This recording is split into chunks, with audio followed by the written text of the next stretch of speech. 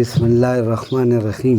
د ټولو نه لومړی زه خپل محترم عزت مآب فایق شاه صاحب او د هغې ټول ټیم ته د زړه د صدق نه او د دې خلکو د طرفه هرکلی وایم.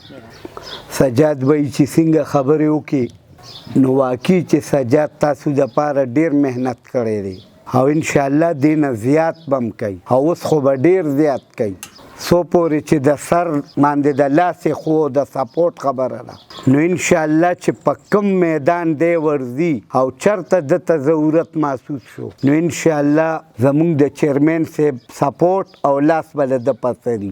دا یو ټکی. دویم، ما مخکې دلته یو لږې خبرې کړې وې د سجاد د وټونو ورځو کې او نن بیا له سره کوم. ما دې ځای سره یو وعده کړې وه چې زه به ستاسو ځای کې فری ډسپنسري جوړوم. اوس هم زه پای قایم یم خو ما ته صرف د ځای سجاد ته څو ځل ما ویلي مې ما ته ځای راکړئ داسې ځای چې صرف تاسو یې راله وګورئ کرایي به هم زه ورکوم خو ځای راله ښایسته وګورئ هغې کې به ستاسو خدمت فی سبیل الله ډاکټره به پکې هر وخت موجود وي. اوس هم تاسو ما له ځای وګورئ زه د لافته کې انشاءالله تیار وم. څومره چې موږ نه کېږي هر څوک به د سره مدد کوي خو تاسو دې ځوانانو ته ویم زویه دا منشور تاسو که سبق ویلی نو وګورئ دې منشور کې هر څه شته او ښه د انصاف خبرې دي.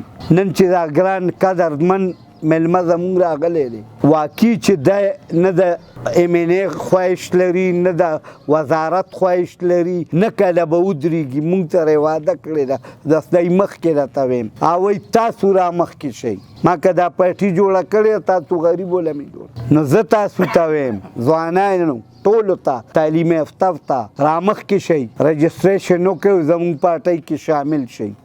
همدغسې تاسو نه به خلک راوچتېږي به ناظمان جوړېږي به کونسلران جوړېږي به ایم پی اے ایم این اے جوړېږي. دې نه علاوه زموږ چیرمین صاحب دا دویم ځل دی یو ځل یونیورسټي ټاون ته رالي او هغې نه بعد زما چې کوم خواهش و مې انشاءالله پېښور ته چې چیرمین صاحب بیا راځي په زرګونو کسان به ورته ناست دي. دا دویم ځل دی دی په خوښۍ ستاسو ځای خوښ کړو چې زه د سجاد ځای ته ځم تاسو دپاره دلته راغو.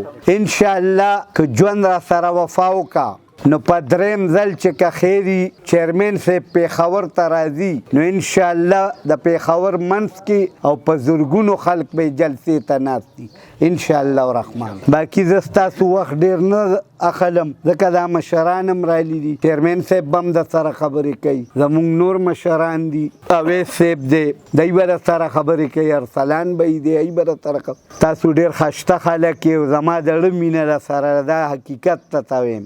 خو یو ځل بیا اخر کې ویم چې ټولو ته که کوم رانه کشران دي بچي مې چې کوم مې همزولي دي وروڼه مې ښایسته زموږ پارټۍ کې ښه په دغه شمولیت وکړئ او سجاد به یې سره خپل رجسټریشن وکړئ ټول.